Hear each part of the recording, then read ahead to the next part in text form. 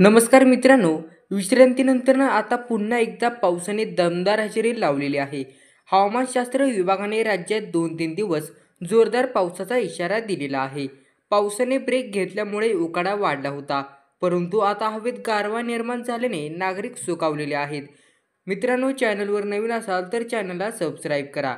गेल्या काही दिवसांपासून मुंबईकर उकाड्याने हैराण झाले होते, परंतु आता 2 दिवस मुंबईत जोरदार पावसाची शक्यता आहे. तसेच ठाणे, डोंबिवली, कल्याण, उल्हासनगर, अंबरनाथ, बदलापूर आणि भिवंडी या भागांमध्ये आज 2 सप्टेंबर रोजी पावसाची शक्यता आहे.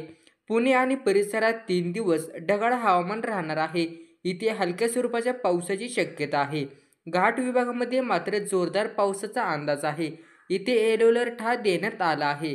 पुण्यासह कोल्हापूर, सातारा, सांगली या जिल्ह्यांनाही हवामानशास्त्राने विभागाने येलो अलर्ट देण्यात आलेला आहे. विदर्भातील यवतमाळ, नागपूर, चंद्रपूर जिल्ह्यात मुसळधार पावसाची शक्यता आहे.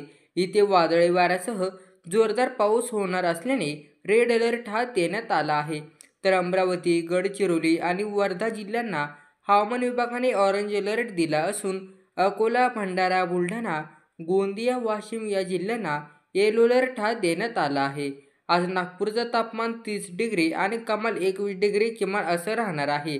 मराठवाड्यातील छत्रपती संभाजीनगर, जालना, परभणी, बीड, हिंगोली, लातूर, धाराशिव या जिल्ह्यांना येलो अलर्ट देण्यात आलेला आहे. तर नांदेड जिल्ह्याला ऑरेंज अलर्ट दिला आहे. येत्या काही दिवसात मराठवाड्यात मुसळधार पावसाची शक्यता वर्तवण्यात येत आहे.